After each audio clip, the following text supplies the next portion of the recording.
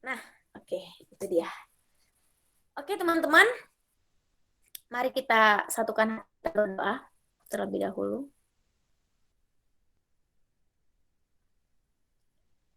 Ya Tuhan, ya Allah kami, Sang Pemilik hidup dan juga kehidupan kami bersyukur di malam hari ini, di tengah cuaca yang juga hujan, Tuhan menolong kami untuk sama-sama bergabung di ruang online Google Meet ini, untuk sama-sama menikmati pembinaan sebagai calon pemimpin kelompok kecil ataupun yang sudah pernah memimpin kelompok kecil, kami bersyukur lewat pembinaan ini, kami berharap juga kami kembali disegarkan, diingatkan tentang bagaimana seharusnya kami memimpin kelompok kecil.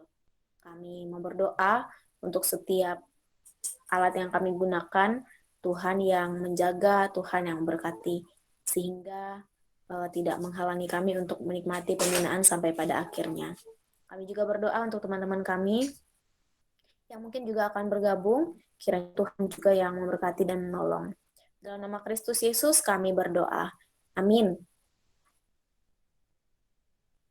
Ya, teman-teman, dinamika kelompok kecil. Kalau kemarin kita sudah berbicara, sudah nikmati pembinaan yang dibawakan oleh Mbak Yulia tentang visi misi pemuridan. Sekarang lebih spesifik kita akan uh, berbicara tentang dinamika kelompok kecil. Ya, jadi kalau aku bisa ulas balik gitu ya teman-teman sedikit, visi dan itu tidak sama dengan kelompok kecil. Kelompok kecil itu adalah wadah dari pemuridan gitu ya. Jadi pemuridan itu proses menjadikan seseorang menjadi murid Kristus. Nah, kelompok kecil itu adalah salah satu wadahnya. Tapi malam ini kita spesifik mau bicara tentang kelompok kecilnya gitu ya. Eh, Secara khusus dinamika yang ada di dalamnya. Nah, sebelum masuk bagaimana caranya, terus seperti apa aja yang terjadi dalam kelompok kecil biasanya, kita harus tahu dulu apa itu yang dimaksud dengan kelompok kecil. Slide selanjutnya. Ya, teman-teman, secara khusus juga bagian ini, materi malam ini, saya kan itu lewat membaca buku gitu ya. Ada diadaptasi dan dikembangkan dari dua buku ini, Rediscovering Discipleship, menemukan ulang pemuridan, dan juga Discipleship. Jadi aku merekomendasi teman-teman untuk membacanya sebagai pemimpin kelompok kecil dan sebagai calon pemimpin kelompok kecil. Berharap nanti teman-teman eh, bisa membacanya. Dinamika itu sendiri kalau menurut KBBI teman-teman, eh, maksudnya adalah kelompok gerak atau kekuatan yang dimiliki sekumpulan orang dalam masyarakat yang dapat menimbulkan perubahan dalam tata hidup masyarakat yang bersangkutan. Jadi dinamika itu kekuatan yang dimiliki oleh sekumpulan orang. Jadi apa itu dinamika kelompok kecil? Kekuatan yang dimiliki oleh kelompok kecil, gitu ya. Kita harus tahu dulu arti dinamika itu, sehingga nanti kita bisa beranjak ke yang selanjutnya, gitu ya, apa yang kita pelajari selanjutnya. Oke, next. Teman-teman, kita juga harus ingat ya, bahwa pemuridan dan kehidupan kelompok itu seperti rantai yang nggak bisa dipisahkan. Jadi, pemuridan dan kehidupan itu berjalan bersamaan.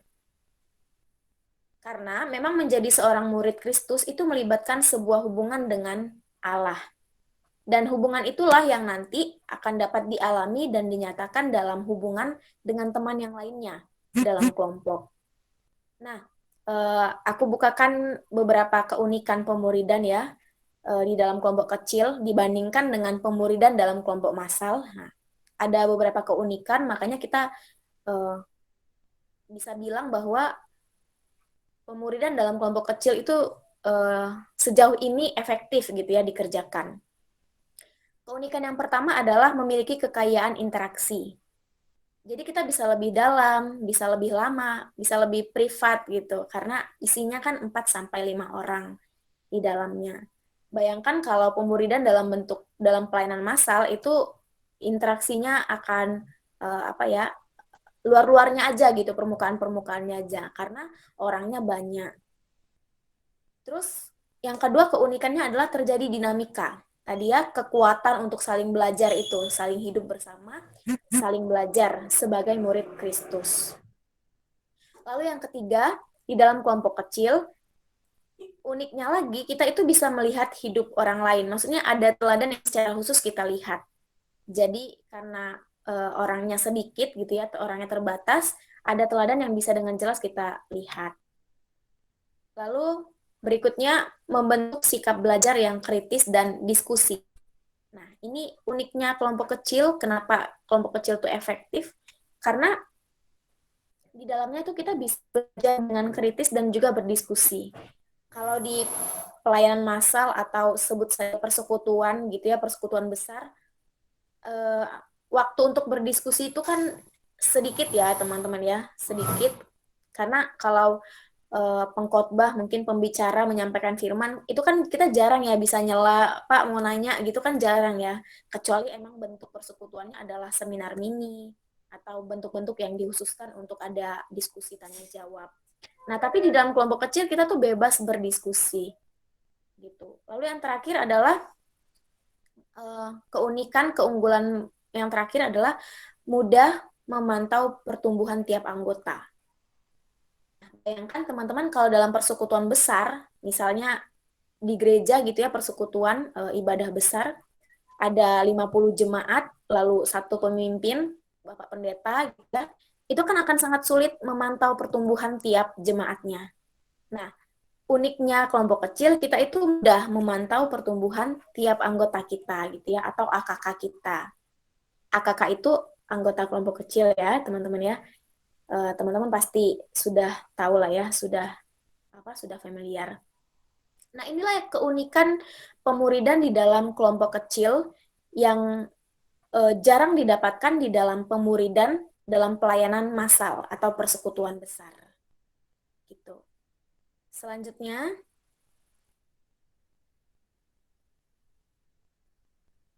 nah, teman-teman kita akan belajar dari satu bagian ya.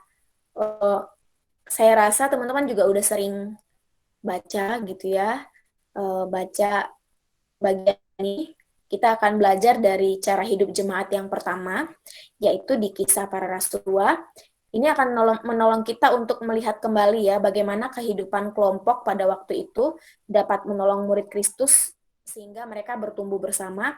Dan ketika mereka ini kan setelah peristiwa ini setelah khotbahnya Petrus gitu ya, setelah perkataan Petrus berkhotbah, ada 3.000 orang yang bertobat dan memberi diri dibaptis.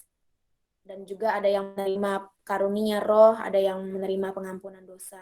Nah, akibat peristiwa itu kita akan melihat kehidupan mereka setelah mereka dikumpulkan dalam satu persekutuan besar gitu ya waktu itu, dan Petrus berkhotbah, Petrus memperkatakan firman, ada 3.000 orang yang bertobat. Tapi nggak sampai di situ teman-teman, ada perjalanan selanjutnya gitu ya, ada kelompok selanjutnya. Nah, ini yang akan kita lihat di Kisah Para Rasul 2 ayat 41 sampai 47. Ya, minta kesediaan siapa ya untuk membacanya? Sebentar teman-teman. Minta kesediaan Maudi deh untuk membacakannya deh. Kisah Para Rasul 2 ayat 41 sampai 47.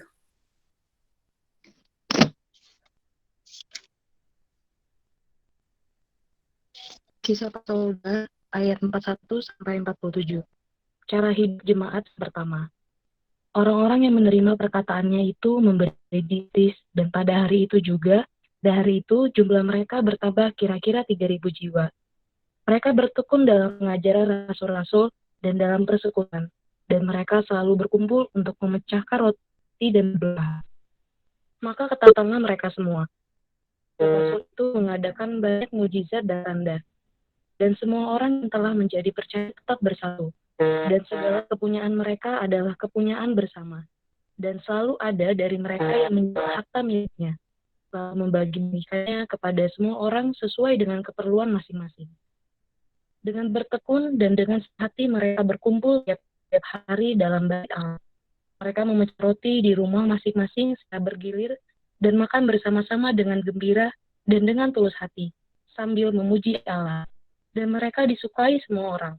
Dan tiap-tiap hari Tuhan menambah jumlah mereka dengan orang yang diselamatkan. Oke, terima kasih Maudi. Nah, teman-teman dari bagian peristiwa ini ya, cara hidup jemaat yang pertama, yang tadi saya katakan itu adalah peristiwa setelah Petrus berkhotbah gitu ya, dan ada 3.000 jiwa yang bertobat dan memberi diri dibaptis. Nah, tahap selanjutnya adalah kita bisa lihat di ayat yang ke-42a. Ini dinamika yang terjadi ya, dinamika yang kayak kita tahu tadi ya, dinamika itu adalah kekuatan dalam suatu kelompok itu yang akhirnya pertumbuhan gitu ya, jadi berkat, jadi dampak bagi orang-orang sekitarnya. Nah, ada kekuatan yang kita bisa lihat. Yang pertama itu adalah di ayat 42a. Mereka bertekun dalam pengajaran rasul-rasul dan dalam persekutuan. Jadi, kekuatan yang pertama adalah pengajaran. Teman-teman, pengajaran itu pengajaran firman Tuhan ya. Pengajaran firman Tuhan itu penting disampaikan dan di dalam kelompok kecil itu sangat penting disampaikan. Dan waktu itu di peristiwa di jemaat yang pertama, firman Tuhan itu disampaikan oleh para nabi dan para rasul kepada umatnya. Nah, unsur ini sangat vital teman-teman karena ini akan mempengaruhi ketiga unsur yang lainnya. Jadi ada 4 unsur yang bisa kita lihat, ada 4 kekuatan, 4 dinamika yang kita lihat untuk membangun pertumbuhan jemaat yang pertama pada waktu itu. Yang pertama itu adalah pengajaran akan kebenaran firman Tuhan. Ingat, bagian pengajaran ini adalah bagian yang sangat vital karena akan mempengaruhi unsur-unsur lainnya. Dan ini akan jadi fokus kita di dalam kelompok kecil. Jadi kalau ada kelompok yang isinya nggak pengajaran firman Tuhan, teman-teman, itu bukan kelompok kecil ya, seperti ya kelompok kelompok fans club gitu ya kali ya, yang mungkin sama-sama suka vario, sama-sama bervario, sama-sama suka warna putih. Nah, itu kelompok-kelompok yang sekular gitu, bukan kelompok kecil yang kita maksudkan, bukan kelompok kecil di dalam pemuridan. Kelompok kecil dalam pemuridan haruslah isinya pengajaran, ada pengajaran kebenaran firman Tuhan. Lalu yang kedua, kita bisa lihat, next, di ayat yang ke-42b, teman-teman, selain mereka bertekun dalam pengajaran firman Tuhan, mereka juga selalu berkumpul untuk memecahkan roti dan berdoa. Jadi ada pujian atau juga doa gitu ya. Ini merupakan respon jemaat memuji Allah atas pengenalan akan Allah yang mereka nikmati lewat pengajaran para rasul. Nah, dalam pertemuan kelompok kecil, kita harusnya mengarahkan diri melihat pada kebesaran, kebaikan, dan juga kesetiaan Allah dalam hidup yang sesuai yang kita dapatkan dalam pengajaran atau dalam firman. Kita bisa sampaikan lewat pujian, doa, ucapan syukur, gitu ya, penyembahan. Nah, inilah yang makanya tadi di awal ya, di slide yang berikut, yang sebelumnya, bahwa pengajaran itu jadi titik fokus gitu ya, titik tolak untuk sangat vital itu untuk mempengaruhi unsur yang berikutnya ini. Jadi tidak akan terlahir doa, tidak akan terlahir penyembahan, pujian, syukur kalau tidak ada pengajaran firman Tuhan yang benar. Jadi pengajaran firman Tuhan yang benar itu tadi akan menolong kita melihat Allah seperti apa yang disampaikan oleh firman, yang sama-sama dipelajari oleh PKK dan AKK di dalam kelompok kecil. Kiranya pujian dan doa kita itu juga makin menolong kita mengakui dan melihat siapa Tuhan di dalam kelompok kecil kita dan juga bagi hidup pribadi. Jadi itu nggak cuma berguna bagi kelompok kecil, tapi bagi hidup pribadi anggotanya gitu ya, masing-masing anggotanya. Lalu selain pujian dan doa, di Unsur yang ketiga, kita bisa lihat di ayat yang ke-42a, 44 dan juga sampai 46, ada persekutuan, teman-teman. Teman-teman bisa lihat di ayat 44 dan 46. Jadi ada persekutuan di antara mereka, mereka saling eh, apa ya? Saling bersatu, mereka juga saling berbagi, menganggap bahwa kepunyaan yang satu adalah kepunyaan yang bersama, dan selalu ada dari mereka yang menjual harta miliknya, lalu membagi-bagikannya kepada semua orang sesuai dengan keperluan masing-masing. Yang ke-46-nya, dengan bertekun dan dengan sehati, mereka berkumpul tiap-tiap hari dalam bait Allah. Mereka memecahkan roti di rumah masing-masing secara bergilir dan makan bersama-sama dengan gembira dan tulus hati. Jadi ada persekutuan, ada perkumpulan. Inilah kekuatan yang ketiga, dinamika yang ketiga. Pada waktu itu yang dilakukan oleh jemaat pertama. Ada persekutuan. Persekutuan itu merupakan alat kasih karunia untuk umat Allah saling belajar menerapkan firman Allah. Melalui persekutuan juga kita gitu ya, umat Allah belajar untuk saling bersekutu dan saling membagi. Ya, tapi bukan berarti setelah mendengarkan ini kita menjual semua milik kita ya teman-teman lalu membagi-bagikannya, bukan seperti itu yang dimaksud, tapi ada ada rasa saling berbagi, saling mengasihi gitu ya. Merasa bahwa apa yang dipunyai secara pribadi itu juga adalah berkat bagi yang lain gitu. Jadi ada terjalin persekutuan, ada terjalin uh, saling berbagi di antara satu dengan yang lainnya. Itu kekuatan yang ketiga yang dimiliki oleh jemaat yang pertama pada waktu itu. Lalu kekuatan yang keempat adalah next, ada misi. Ada misi yang dikerjakan ya. Di ayat yang ke-47a, silakan dilihat teman-teman. Dikatakan sambil memuji Allah, dan mereka disukai semua orang. Dan tiap-tiap hari Tuhan menambah jumlah mereka dengan orang yang diselamatkan. Teman-teman, eh, ada hal yang mereka kerjakan bersama-sama, gitu ya. Eh, Sikap saling berbagi, sikap saling bersekutu bersama, terus juga kegiatan itu bisa dilihat oleh orang-orang lain, dan mereka itu saling berbagi, membagi-bagikan bukan kepada kelompoknya sendiri tapi juga kepada kelompok yang lain, kepada orang-orang lain di luar kelompoknya gitu ya. Itu yang disebut dengan misi, atau mungkin sederhananya disebut pelayanan bersama. Ada pelayanan bersama yang mereka kerjakan, yaitu bukan hanya berbagi di kelompoknya sendiri, kelompok kecil itu sendiri, tetapi berbagi juga di luar kelompok itu. Jadi misi ini dinilai jadi kehidupan kelompok yang demikian telah membuat orang lain mengalami dampak dan merupakan kasih karunia untuk umat Allah berperan menjadi garam dan terang bagi dunia sekitarnya. Pelayanan bersama ini, misi atau pelayanan bersama ini dikerjakan oleh umat Allah pada waktu itu, jemaat pertama, dan dunia akhirnya mendengar tentang Kristus dan menikmati kasih Kristus bagi dunia. Nah, teman-teman, dalam kelompok kecil, hal ini merupakan tindakan konkret gitu, menjadikan kelompok kita atau diri kita sendiri jadi saluran berkat bagi orang lain yang membutuhkan Injil Allah. Jadi sikap yang demikian gitu ya, kegiatan yang demikian ini menolong orang lain juga melihat Allah dalam kelompok kita, dalam diri kita. Adanya sikap berbagi, sikap saling mengasihi, sikap saling bersekutu satu sama lain, itu menolong orang lain yang di luar kelompok kita, di luar jemaat yang pertama pada waktu itu, melihat Allah bekerja di dalam kelompok itu. Sehingga kita bisa lihat efeknya, dampaknya adalah jumlah mereka tiap-tiap hari Tuhan tambahkan dengan orang yang diselamatkan.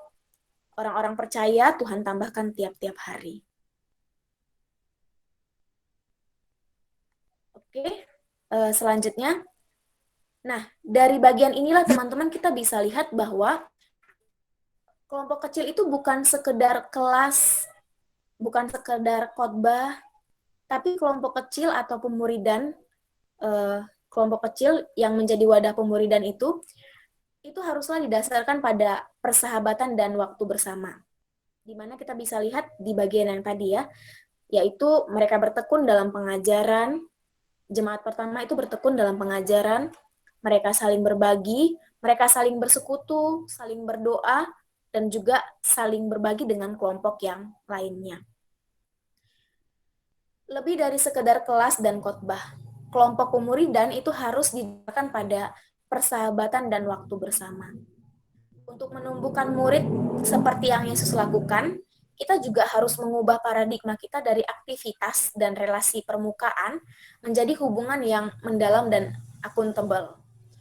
Jadi pemuridan kelompok kecil yang kita kerjakan, kita harus kalau kita berpikiran selama ini sekedar aktivitas kumpul-kumpul belaka, memperbanyak relasi, memperbanyak kenalan, tapi teman-teman kita harus keluar, kita harus mengubah paradigma itu, karena kelompok kecil yang kita kerjakan itu harusnya kelompok kecil yang didasarkan pada persahabatan dan juga waktu bersama. Ada relasi yang mendalam dan juga terpercaya gitu ya, dan bisa dipertanggungjawabkan. Ada orang-orang yang kita percaya secara jujur, terbuka, dan ada hubungan yang mendalam. Nah, teman-teman, eh, sebelum yang selanjutnya gitu ya, slide selanjutnya, eh, aku mau minta teman-teman sharing lah, bisa aktifkan mic-nya. Selama ini di dalam perjalanan kelompok kecil kalian, ya teman-teman kan sebagai CPKK pastilah eh, selama ini adalah AKK kan, nggak mungkin jadi CPKK tapi nggak menikmati sebagai AKK gitu kan. Nah, bagaimana selama ini di dalam perjalanan kelompok kecil kalian? Apakah yang dinamika 4 tadi itu ya, pengajaran, lalu doa, ada persekutuan, ada pelayanan bersama. Apakah di dalam kelompok kecil kalian menikmatinya atau ada melakukan itu enggak di dalam kelompok kecil kalian selama ini? Ya, ada nggak ke belajar firman Tuhannya atau cuma sekedar apa ngerayakan ulang tahun terus-terusan gitu ya? Tapi ada nggak belajar firman ya teman-teman? Ada nggak belajar firman bersama? Ada nggak doa? Ada nggak persekutuan? Dan ada nggak pelayanan bersama yang dikerjakan? Ya, aku minta beberapa, ya satu orang lah ya cerita lewat mic.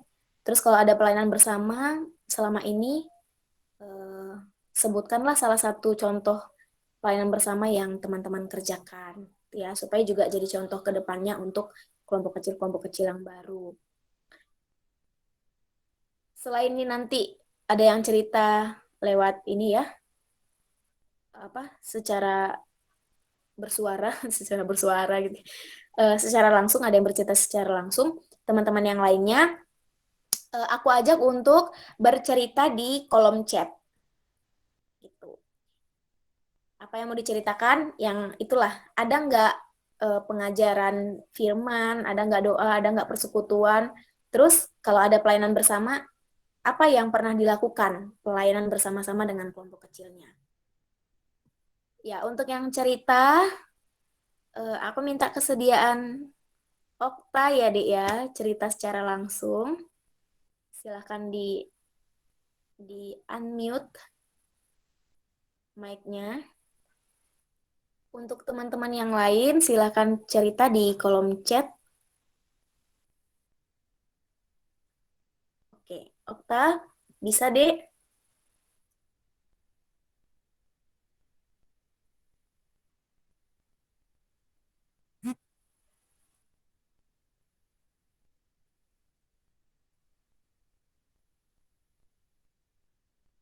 Halo Okta.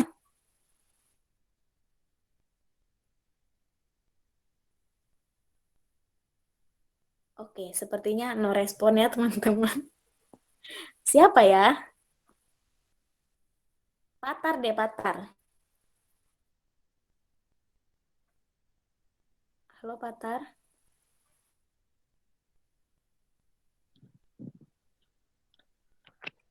Halo Kak, Ya, silakan Dek bercerita.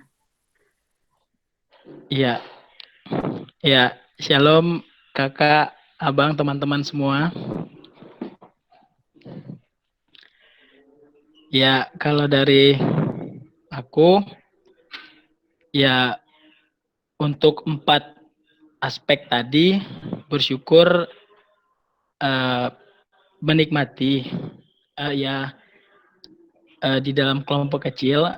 Cuman memang, ya mungkin aku saat ini sharing waktu aku sebagai AKK. Jadi memang sih kalau yang aku sadari, poin keempat sih memang yang misi eh, melakukan langkah konkret yang apa ya, yang sangat jarang lah.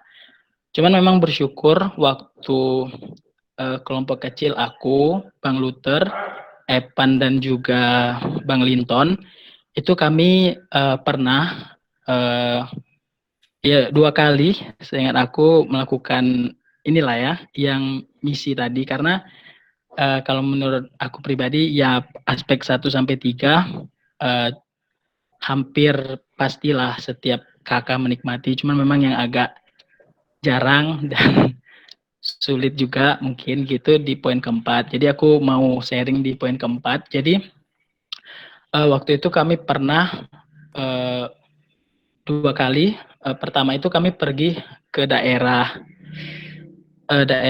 Tempino kalau tidak salah. Jadi kami ke situ, ke daerah gitulah, kayak ke dusun yang agak banyak hutan. Jadi kami di situ berdoa sih, berdoa bagi daerah itu, bagi apa eh, hasil kebun kah atau pekerjaan ataupun penduduk di situ. Kemudian yang kedua, waktu itu kami dari uang tabungan kelompok kecil kami sepakati untuk eh, apa ya, memberkati atau menolong ini keluarga bapak yang di dulu kan di arah ke SMA 11. Kalau kita dari apa, Simpang 4 apa sih 16 kan arah ke SMA 11 tuh ada kan yang penurunan tempat sampah. Di situ kan ada bapak keluarganya yang tinggal di situ. Jadi kami waktu itu berbagi berkat lah gitu ke bapak dan keluarga yang di situ. Itu sih kalau sharing Kak dari aku dalam kelompok kecil. Terima kasih, Salam. Oke, terima kasih. Ya, teman-teman ada lagi yang mau chat? Ada lagi mau chat, ada lagi yang mau cerita? Ini juga nggak ada yang cerita di chat ya. Oke, baik. Tidak apa-apa. Ada yang mau cerita lagi secara langsung?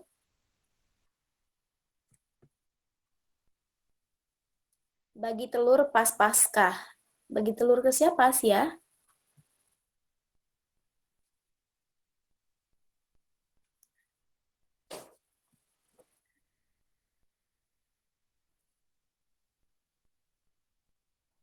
Oke.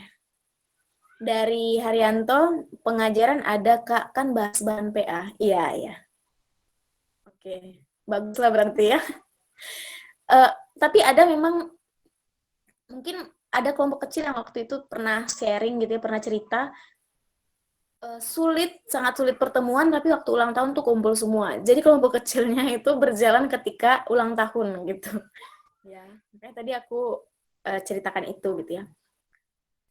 Pujian dan doa ada kadang sebelum bahas PA, kan persembahan pujian dulu. Persekutuan paling sering, karena banyak masalah yang mau dicurhatkan, kebersamaan, makan-makan, dan banyak lagi. Hal konkret yang pernah dikerjakan, bersihin komplek fakultas di hari libur. Oke, mantap.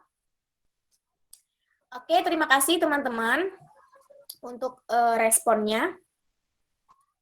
Ya, bersyukur ya kalau selama ini kelompok kecil kita uh, apa ya, di dalamnya itu ada kekuatan ini, ada dinamika ini, yaitu ada dinamika pengajaran,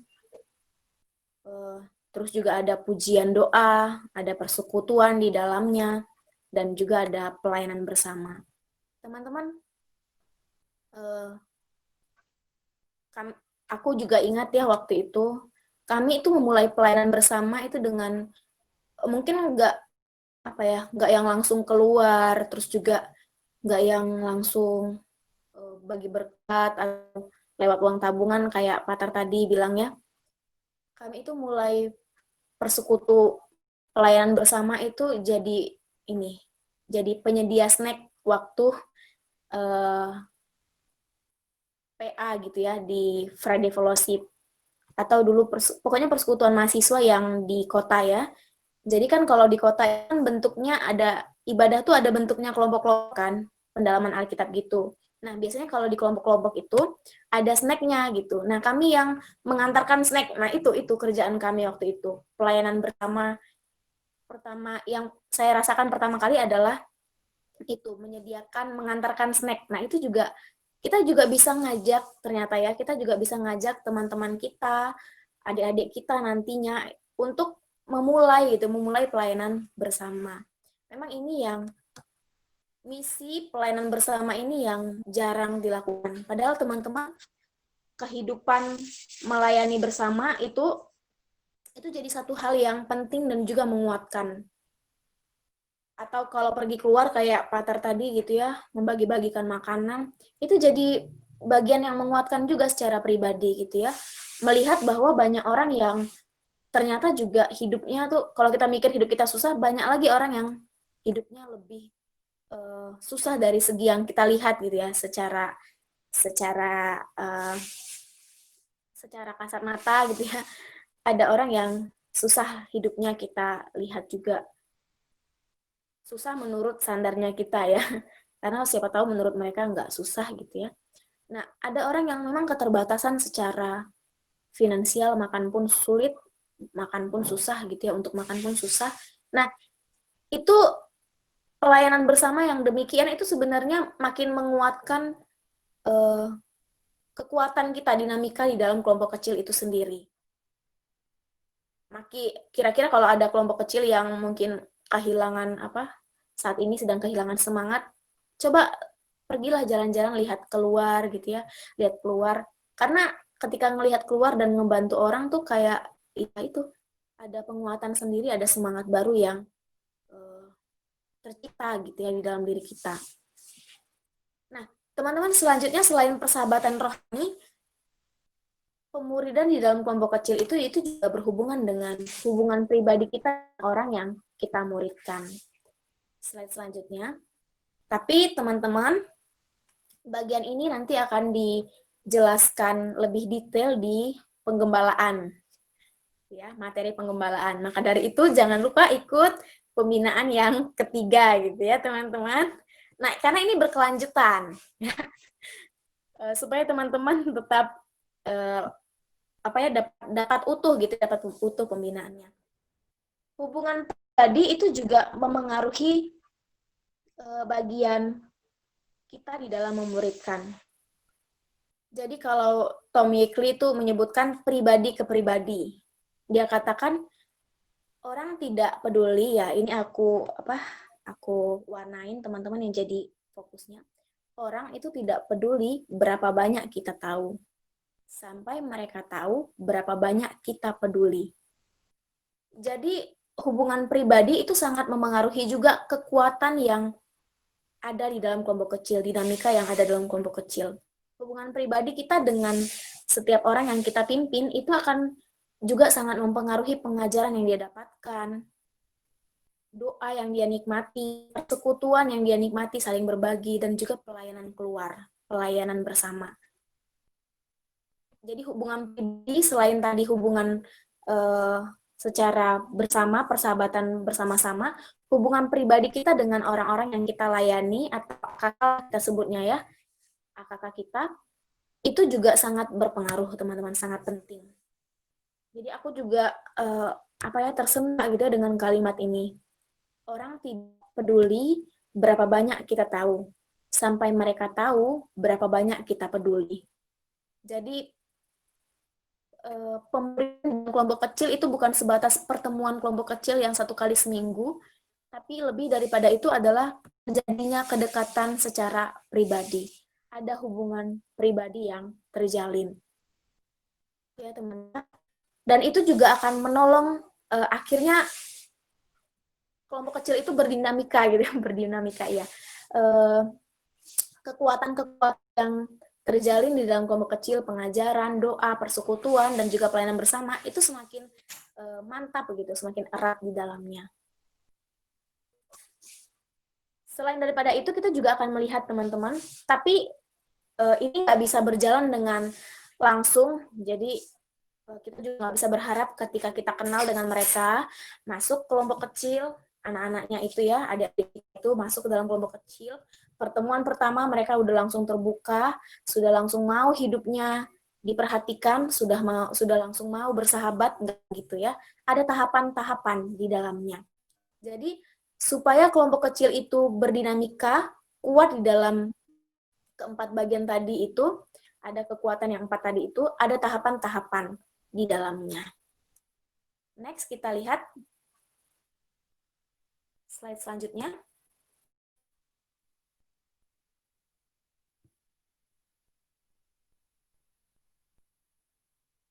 Oke, ya.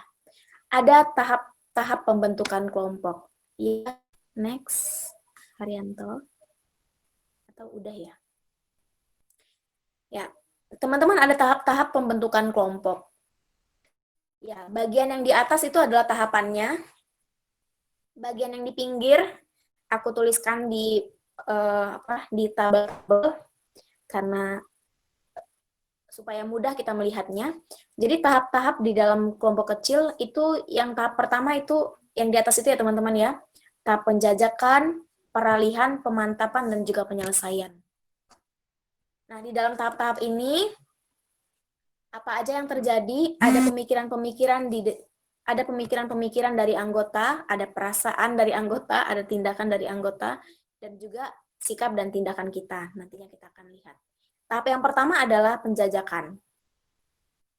Next, selanjutnya. Slide selanjutnya. Ya, oke. Nah, di dalam tahap penjajakan, teman-teman, pertama-tama ini mungkin dimulai dari ini ya, pertemuan pertama gitu ya. Ini tahap penjajakan disebutnya ya. Tahap perkenalan. Di tahap ini AKK kita, di dalam pemikiran AKK kita, ini, yang ada di tabel ini. Mungkin mereka berpikir, apa ya yang bisa aku terima dari kelompok ini? Apa ya yang aku bisa harapkan gitu ya di dalam kelompok ini? Terus mungkin perasaan anggota pada saat itu adalah gelisah, kayak merasa ketidakpastian, kayak menanti, ada juga perasaan-perasaan berharap. Tindakan anggota pada waktu itu yang bisa kita lihat dengan jelas adalah mereka pada tahap penjajakan itu masih mengamati, nggak banyak terlibat, banyak menahan diri, dan juga pembicaraannya seumum-umumnya gitu ya. Pembicaraannya itu di permukaan aja, di luar-luarnya. Pembicaraan itu bersifat umum. Jadi di dalam tahap penjajakan memang kita sulit untuk memaksa dia untuk bercerita lebih dalam tentang dirinya. Gitu ya, teman-teman. Inilah tindakan anggota kelompok kecil kita di tahap penjajakan. Jadi ini juga yang harus kita pahami supaya memang di dalam kelompok kecil itu ada dinamika, ada kekuatan itu terjadi gitu ya. Ada kekuatan yang terjadi. Pengajaran itu bisa masuk, doa bisa masuk, persekutuan kita bisa terjalin erat karena kita sudah memahami ada tahap-tahapnya. Lalu selanjutnya, kalau anggota berpikiran seperti itu, berperasaan seperti itu, dan bertindak seperti itu, lalu bagaimana seharusnya kita sebagai pemimpin? Next, slide selanjutnya.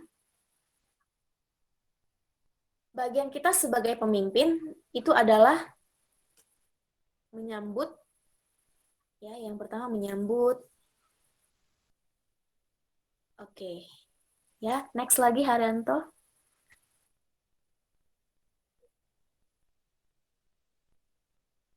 Nah, next. Berbeda slide-nya dengan slide aku. Nah, ini dia. Ya, ketika anggota kita, ketika AKK kita berpikiran, berperasaan, dan juga bertindak seperti itu, sikap kita dan tindakan kita sebagai pemimpin adalah menyambut, lalu menciptakan suasana penerimaan, juga rasa kesatuan. bagian kita juga adalah menyampaikan informasi, harapan, dan aturan yang jelas. Nah, di tahap penjajakan inilah teman-teman kita itu menyampaikan harapan kita di dalam kelompok ini. Jadi misalnya gini, adik-adik, kakak berharap, abang berharap dalam kelompok ini nantinya kita akan ini, misalnya gitu ya. Ya, sesuailah dengan capaiannya, tentulah kita sesuaikan dengan profil pemuridan. Teman-teman, profil pemuridan itu juga akan dibahas di pembinaan terakhir, di pembinaan keempat. Ya, teman-teman juga saya ajak untuk kembali ikut, jangan dilewatkan. Ada tujuan-tujuan yang jelas ketika kita berkelompok kecil, memulai kelompok kecil. Lalu ada aturan-aturan yang jelas, gitu ya. Jadi memang kelompok kita ini menahan gitu ya. Kita menjaga supaya kakak kita tuh nggak semena-mena mengatur, membatalkan pertemuan mungkin, mengatur pertemuan, tapi memang ada aturan yang jelas kita sampaikan di awal.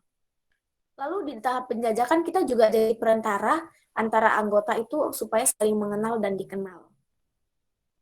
Jadi gini ya teman-teman ya, biasanya kan kalau di dalam tahap penjajakan tuh mereka belum mau saling nanya-nanya gitu kan satu sama lain, belum lah ya mungkin ya, nggak tahu ya kalau sekarang kalau anak sekarang, tapi kalau anak sekarang tuh kayaknya lebih, generasi kita yang sekarang kayaknya lebih interaktif ya, lebih interaktif, lebih kepo gitu ya, lebih penasaran dengan kawannya.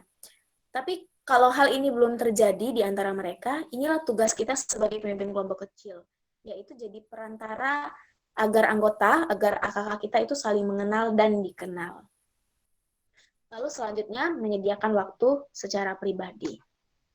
Nah, masuk ke slide yang judulnya pertemuan perdana, Haryanto, slide selanjutnya. Slide sebelumnya.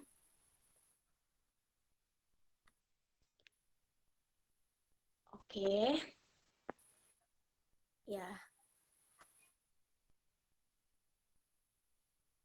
Oke. Pertemuan perdana.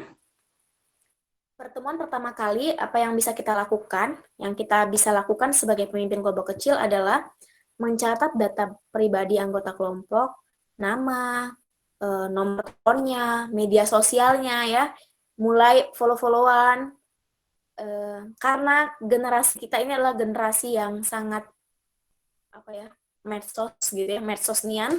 Nah, kita harus berbaur gitu ya, harus ikut di dalamnya. Bukan berarti kita terikut-ikut ya, tapi teman-teman kita harus relate gitu ya, relate dengan mereka. Jangan pula sampai udah 6 bulan berjalan kita belum saling follow, belum saling simpan nomor, kan gitu kurang cocok ya teman-teman, kurang baik. Nah, mulailah dengan mencatat data pribadi, tanggal lahir jangan lupa teman-teman, karena ini juga penting dan ini akan berkaitan dengan sikap penerimaan gitu ya. Dan ini akan berkaitan dengan yang tadi, yaitu menciptakan suasana penerimaan, ada rasa kesatuan gitu. Jadi nanti ini akan juga berguna ketika merayakan hari-hari spesial mereka gitu. Nah, teman-teman nggak ngomong ya, kita sebagai manusia itu kan sangat senang kalau hari spesialnya itu diperhatikan gitu. Salah satunya apa? Yaitu hari ulang tahun. Terus di pertemuan perdana itu bisa juga foto bersama teman-teman untuk jadi apa namanya ya? Pokoknya kita jadi kenangan gitu. Ada pertemuan perdana jadi kenangan. Terus juga ada yang kita bisa lihat dan kita ingat. Pertemuan selanjutnya juga bisa sih gitu ya, tapi maksudnya ini usulan ya teman-teman ya, bisa foto bersama duluan gitu ya, supaya nanti ketika seksi kelompok kecil minta fotonya ada ya. Oke ya, tapi nggak itu tujuan utamanya. Terus apalagi membahas mengenai perlunya sahabat rohani. Jadi memang di pertemuan perdana mungkin kita nggak langsung masuk bahan, tapi itulah ya, pengenalan secara pribadi. Lalu kita juga menyediakan waktu untuk menjumpai mereka secara pribadi. Yang kayak dijelaskan sebelumnya, di slide yang sebelumnya teman-teman, selain persahabatan secara kelompok, kita juga perlu menjalin persahabatan secara pribadi. Lalu berikutnya, slide berikutnya. Selain pertemuan perdana, selain pertemuan yang kita atur secara jadwal untuk bertemu bersama-sama, ada juga pertemuan ekstra yang perlu kita pikirkan. Bertemunya itu di luar pertemuan kelompok, gitu ya. Yang pertama itu before atau after meeting. Bertemu beberapa waktu sebelum atau sesudah pertemuan kelompok. Mungkin bisa jadi gini ya, kita mau pertemuan di hari Sabtu secara kelompok, tapi di hari Kamisnya kita bertemu dengan salah satu orang, kakak kita, menjalin kedekatan secara personal. Ada juga pertemuan di tengah-tengah pertemuan gitu ya. Ada yang pertemuan yang kita sengaja kita pikirkan di tengah-tengah pertemuan, bertemu secara informal di antara dua pertemuan kelompok. Misalnya gitu. Lalu kalau untuk sekarang ada virtual meeting teman-teman. Karena memang kan kita nggak bisa dengan gampang atau juga pertemuan kita secara tatap muka itu kan terbatas sekarang ya. Maka kita juga harus perhitungkan dan juga harus sangat perhatikan bagian yang pertemuan secara virtual. Bertemu lewat teknologi komunikasi. Nggak mesti lewat Zoom, nggak mesti lewat Google Meet seperti ini, bisa juga dengan cara DM ya, DM Instagramnya, terus juga komen apa yang ada gitu ya, apa yang dia buat. Pokoknya sebaik mungkin lah teman-teman kita menggunakan teknologi itu jadi jalan untuk kita berkomunikasi dengan kakak kita. Apalagi sekarang kita tuh nggak bisa ketemu tuh dengan tatap muka gitu ya. Makanya kita juga harus belajar gitu ya. Aku juga pribadi banyak belajar sih dan juga banyak meluangkan waktu ya saat-saat ini untuk menyapa mereka lewat teknologi, lewat medsos mereka. Lalu kita juga perlu memperhatikan ada pertemuan yang sekedar bertemu tapi tanpa agenda tertentu. Misalnya kayak jalan-jalan aja, nggak mesti bahas sesuatu ya teman-teman, nggak mesti bahas bahan dan nggak mesti bahas sesuatu yang berkaitan dengan pertemuan bahan, tapi ada kegiatan-kegiatan yang saling sekedar bertemu gitu ya, cuma jalan-jalan aja atau ya atau makan bersama gitu ya. Terus, nah ini juga yang penting diperhatikan, ada pertemuan ekstra yang memang kita perlu pikirkan baik-baik, sediakan waktu, yaitu ketika mereka ulang tahun. Anniversary ini mungkin anniversary ini ya, anniversary yang dimaksud tuh anniversary kelompok kecil mungkin gitu ya. Kita catatlah pertemuan kelompok kecil kita itu pertama kali terbentuk tuh kapan gitu. Ini berguna bukan cuma sekedar untuk ini ya teman-teman, pamer-pameran atau supaya ada yang diposting di medsos, tapi ini berguna untuk melihat bagaimana Tuhan sudah bekerja di dalam 1 tahun perjalanan kelompok kecil kita. Merayakan Natal gitu ya, tahun baru, atau mungkin ada adik kelompok kecil kita yang baru baptis atau adiknya baru dibaptis gitu ya. Ada yang sakit mungkin gitu ya. Nah, ini juga kita perlu menyediakan waktu untuk bertemu. Perlu menyediakan waktu dan juga meluangkan waktu untuk bertemu mereka. Lalu kalau yang mimpinnya banyak, ini untuk kita yang mungkin mimpin kelompok kecil lebih dari 1 kelompok kecil, ada juga pertemuan bersama dengan kelompok kecil yang lainnya gitu ya, beberapa kelompok lainnya. Nah, itu teman-teman. Itu di tahap penjajakan ya, supaya ada kekuatan supaya tercipta dinamika itu, supaya kelompok kecil kita berdinamika, maka kita perlu perhatikan tahap-tahapnya. Itu tahap penjajakan, lalu berikutnya tahap peralihan. Silakan Haryanto. Nah, tahap peralihan, anggota itu mulai mikir gini teman-teman, apa ya yang bisa aku percayai dari kelompok kecil ini? Terus aku bisa nggak ya percaya sama pemimpin kelompok kecilnya? Nah, ini anggota nih udah mulai berpikiran kayak gini. Terus siapa ya yang pegang kendali gitu ya? Siapa sih yang berkuasa di dalam kelompok kecil ini mungkin gitu ya? Sudah ada pemikiran-pemikiran yang Seperti itu, tahap-tahap peralihan. Tahap peralihan itu di bulan keberapa, mungkin ada teman-teman yang bertanya gitu ya, itu tergantung ya teman-teman, itu tergantung terhadap dinamikanya lah ya, kekuatan yang ada di dalam kelompok kecil itu sendiri. Ada mungkin tahap peralihan ini dimulai dari bulan keempat, ketika kita sudah bersama-sama dalam kelompok kecil, atau ada juga yang mungkin tahap peralihan ini terjadi ketika di bulan ke-6, ya itu tergantung dinamika yang ada di dalam kelompok kecil itu masing-masing. Nah, perasaan anggota di sini udah mulai tegang, sudah mulai ada ketidaksetujuan, sudah mulai ada rasa-rasa nggak nyaman, nggak terlalu semangat gitu ya. Dan juga tindakannya tuh bisa dinyatakan lewat udah mulai jengkel gitu ya, sudah mulai berani menyatakan kejengkelan, kekesalan, kekecewaan. Terus anggota juga di tahap ini sudah nggak selalu hadir. Mungkin di tahap awal, di tahap penjajakan mereka selalu hadir karena masih ngikutin aja dulu gitu ya, masih mengamati, masih melihat-lihat, dan juga masih ngikuti. Tapi di tahap peralihan mungkin sudah ada yang mulai-mulai nggak hadir gitu ya, nggak hadir dalam berbagai kegiatannya atau berbagai alasannya gitu teman-teman. Lalu bagaimana sikap kita sebagai pemimpin? Next. Nah, bagian kita sebagai pemimpin adalah membangun kepercayaan di antara anggota. Kita juga yang memberi peneguhan dan dorongan, juga teguran dan ketegasan. Nah, bagian ini juga lah kita diperlukan untuk mengelola konflik, supaya konflik itu membangun. Jadi kan teman-teman, konflik itu bisa dua ya akibatnya, ya meruntuhkan atau juga membangun. Nah, berharapnya di dalam kelompok kecil, konflik yang ada itu justru membangun karakter setiap kita.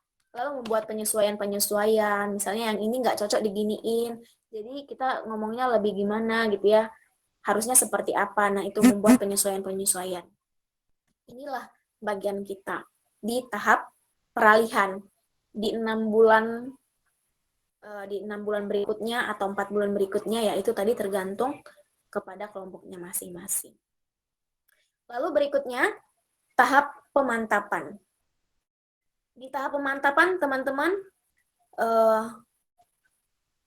anggota ini sudah mulai memikirkan gitu ya, sudah mulai sama-sama mengusahakan bahwa tugas ini adalah tugas dan tanggung jawab kita masing-masing gitu ya. Dan ayolah kita kerjakan sama-sama. Udah mulai kayak gitu pemikirannya.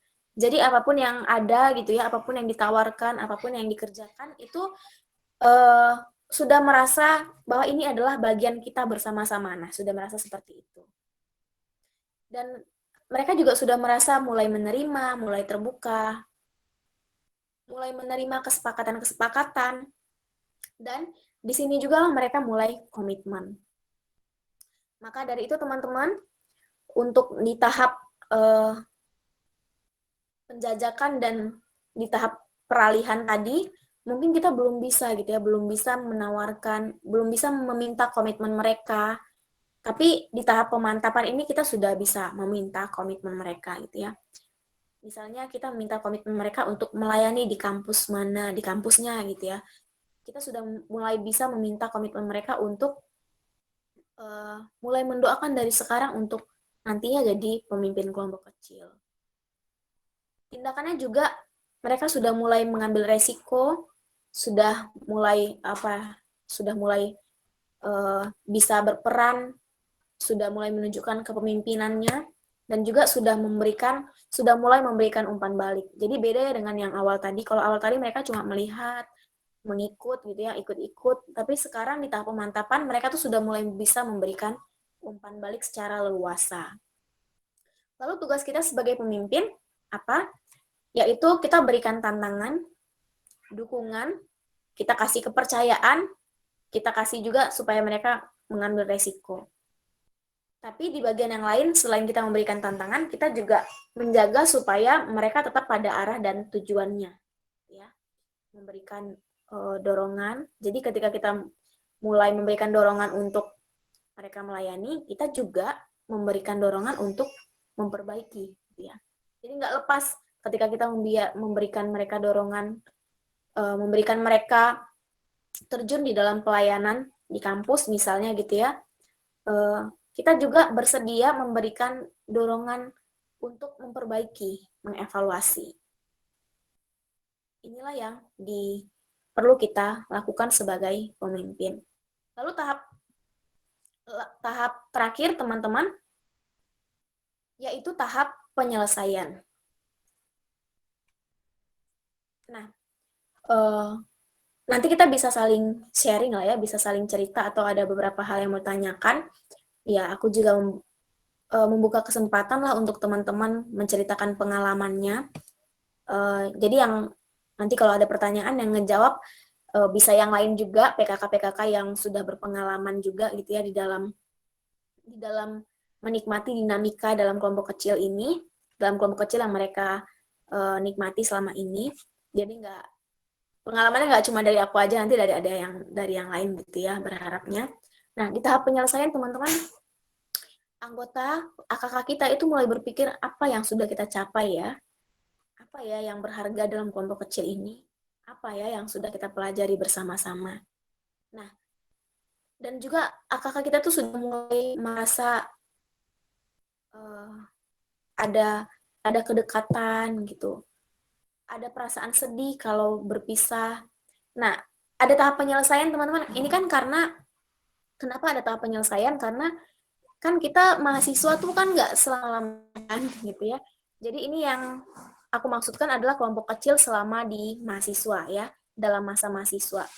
Jadi akan ada perpisahan. Kenapa? Karena ketika mahasiswa mungkin masih di kota yang sama, tapi ketika kerja mungkin ada yang pulang ke kampungnya masing-masing, atau ada yang bekerjanya nggak satu kota dengan kita.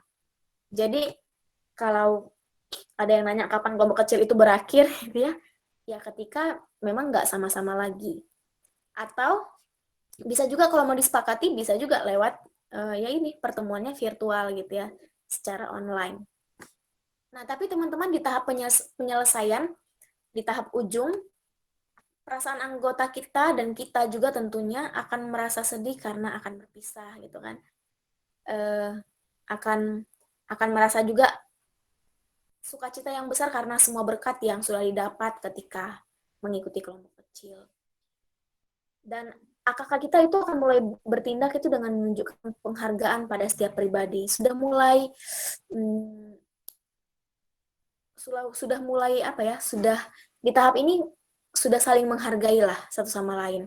Sudah saling menjaga hubungan gitu. Jadi kita nggak perlu lagi jadi perantara untuk menjaga relasi yang satu dengan yang satu, tapi mereka sendiri pun sudah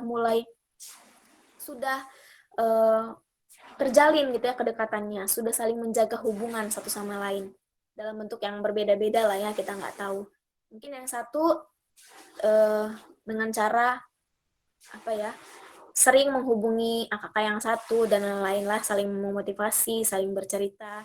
Dan mungkin di tahap ini juga teman-teman justru kadang PKK-nya gitu ya, justru kadang PKK-nya yang kayak apa yang kita nggak tahu, justru anggota kelompok kecil yang lain tuh tahu gitu ya. Nah, ini tahap-tahap yang sudah demikian. Tapi kita sebagai PKK ya terimalah teman-teman ya, harap sabar, harap tabah, karena itulah tahapnya. Memang itulah prosesnya yang sedang terjadi. Sikap dan tindakan kita adalah melakukan evaluasi, merenungkan kembali gitu ya apa yang didapatkan. Terus juga mungkin gini, mengadakan perayaan ucapan syukur atas kelompok kecil yang sudah Tuhan pimpin selama 4 tahun masa kuliah gitu ya. Atau karena kita memimpinnya di semester ketiga ya berarti 3 tahun kelompok kecil yang sudah Tuhan berkati sedemikian rupa, yang menolong kita dalam bertumbuh. Terus juga sikap kita juga sebagai pemimpin adalah sampaikan penghargaan gitu ya, sampaikan penghargaan terhadap dia, sampaikan rasa sukacita, sampaikan rasa bangga terhadap apa kita. Tahap-tahap ini juga mungkin kita memberikan kenang-kenangan, menguatkan dan mengutus. Mengutus dalam artian kalau ini ya, maksudnya kita ketika akan berpisah ya kita sama-sama berdoa, sama-sama berkumpul kembali untuk mendoakan dan juga menolong AKK kita yang akan berangkat gitu ke tempat kerjanya gitu ya, akan pulang mungkin ke kampungnya, membangun desa, pulang ke kampungnya, menjalankan tugasnya sebagai menjalankan profesinya gitu ya di dunia kerja. Nah, inilah tahap-tahap yang ada di dalam kelompok kecil. Beberapa tahap yang ada di dalam kelompok kecil, dan beberapa ini juga aku dapatkan. Next, slide selanjutnya. Ya, oke teman-teman. Kalau digabung tuh kayak gini teman-teman. Jadi di bagian atas itu tahap-tahapnya. Di bagian yang samping ini adalah perasaan anggota ya. Ya, tapi nggak selalu demikian ya. Maksudnya ini gambaran umumnya lah, gambaran kasarnya. Apa yang dipikirkan oleh kakak kita, apa yang mesti kita lakukan. Nah, sebagai pemimpin kelompok kecil nantinya, atau sekarang saat ini kita yang sudah memimpin kelompok kecil, tahap-tahap ini kita harus kenali. Jadi di dalam tahap awal tuh kita nggak bisa paksakan sedemikian rupa gitu ya. Nggak bisa memaksakan, nggak bisa kita minta komitmennya di awal gitu. Di masa-masa perkenalan tuh kita belum bisa meminta komitmennya. Jadi dengan mengenali ada tahap-tahap yang demikian, kita pun juga berusaha sabar menantikan mereka bertumbuh, berusaha sabar melihat mereka berproses di dalam kelompok kecil. Slide selanjutnya. Nah, atau yang kalau aku simpulkan gitu teman-teman, tindakan kita di penjajakan kita perlu menerima dan kita perlu kasih kejelasan bagi mereka. Di tahap peralihan kita sebagai PKK nantinya kita perlu kasih kepercayaan, perlu kasih penyesuaian. Di tahap pemantapan kita perlu memberdayakan mereka. Kita perlu kasih kepercayaan bagi mereka untuk memimpin, untuk komitmen melayani, atau juga kita saat di tahap pemantapan kita juga sudah bisa memberikan mereka tantangan gitu ya. Dan di tahap penyelesaian, ketika akhirnya kita selesai dalam masa mahasiswa kita dan tidak berada di satu kota lagi, tapi ya tetap terbuka untuk virtual, tapi kan teman-teman tetap aja pertemuan secara tatap muka itu kan berbeda. Tahap penyelesaian, inilah kita merayakan gitu ya, merayakan kasih Allah atas kelompok kecil yang sudah kita nikmati selama ini, dan juga pengutusan gitu ya, mengadakan pengutusan atau berdoa bagi AKK-AKK kita yang akan lanjut, akan kembali melanjutkan kehidupannya sebagai alumni. Inilah teman-teman yang perlu kita perhatikan di dalam dinamika kelompok kecil, supaya ada kekuatan di dalam kelompok itu untuk menolong setiap di dalamnya itu bertumbuh, baik kita sebagai PKK maupun adik-adik kita sebagai AKK, kita perlu memperhatikan tahapan-tahapan ini. Jadi nggak lepas landas gitu ya, nggak barbar gitu istilahnya ya teman-teman. Kalau sekarang nggak barbar juga kita menuntut mereka ini itu, tapi kita perlu tahu bahwa ada step-step, ada tahap-tahap di dalam relasi berkelompok kecil. Ya, teman-teman, di balik yang semua yang kita pelajari tadi gitu ya, yang penting harus kita ingat adalah kita gitu ya sebagai PKK dan AKK kita nantinya, kita adalah orang yang sama. Maksudnya kita adalah orang yang sama-sama murid. Yaitu murid itu adalah orang yang, seperti yang di kisah para rasul tadi, murid itu adalah orang yang mau bertumbuh, bersekutu, mengasihi, dan melayani bersama. Karena kita sebagai PKK, kita juga pasti dimuridkan kan, sebelum kita memuridkan orang lain. Dan di waktu bersamaan ketika kita memuridkan, kita juga tetap masih dimuridkan. Jadi PKK dan AKK, ingat PKK dan AKK, kita dan AKK kita adalah sama-sama murid, yaitu orang-orang yang mau bertumbuh, bersekutu, mengasihi, dan melayani bersama. Jadi bukan berarti ketika kita jadi PKK, kita berhenti bertumbuh, kita berhenti bersekutu, kita berhenti mengasihi, atau kita berhenti melayani bersama, kita berhenti belajar. Tapi justru ketika kita jadi PKK, saat itulah kita harus lebih banyak belajar bertumbuh, bersekutu, mengasihi, dan melayani bersama-sama dengan AKK kita. Sehingga memang ini ya, aku suka bagi kalimat ini ya teman-teman. Dimuridkan dan memuridkan adalah suatu kebanggaan.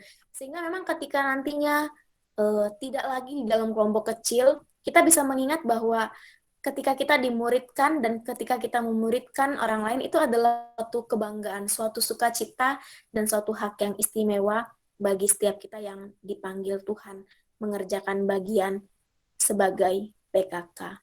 Dimuridkan dan memuridkan adalah suatu kebanggaan.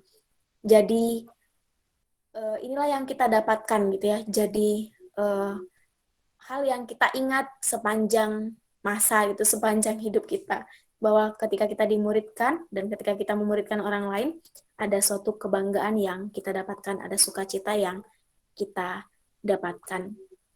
Semangat teman-teman yang akan menjadi PKK yang saat ini adalah calon-calon pemimpin kelompok kecil. Mungkin ada banyak materi yang akan disampaikan, ada banyak praktis-praktis yang disampaikan yang bisa kita kerjakan nantinya ketika jadi PKK. Tapi ingatlah, bagian kita yang terutama adalah terus belajar, terus bertumbuh, bersekutu, mengasihi, dan juga melayani bersama. Baik ketika kita menjadi PKK nantinya ataupun saat ini ketika kita sebagai AKK. Semangat belajar. Sampai bertemu teman-teman di pembinaan selanjutnya. Harapannya teman-teman tetap setia mengikuti pembinaan. Oke, mari kita tutup dalam doa.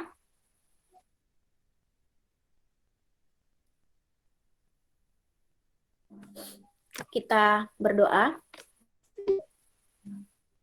Ya Tuhan, kami bersyukur untuk kesempatan yang Tuhan berikan bagi kami belajar satu bagian dari kebenaran firman Tuhan, bagaimana cara hidup jemaat pertama pada waktu itu, yaitu mereka saling bertumbuh, saling bersekutu, saling mengasihi, dan juga melayani bersama. Inilah yang menjadi dinamika kelompok kecil yang ada pada waktu itu. Kelompok yang ada ketika jemaat percaya pada awalnya. Kami bersyukur juga lewat bagian ini kami bisa melihat teladan bahwa seharusnya sebagai calon pemimpin kelompok kecil, sebagai AKK pada saat ini, kami juga harus terus berdinamika di dalamnya, yaitu kami terus harus bertumbuh dalam pengajaran firman Tuhan, kami bertumbuh dalam persekutuan, saling mengasihi, dan juga saling melayani bersama.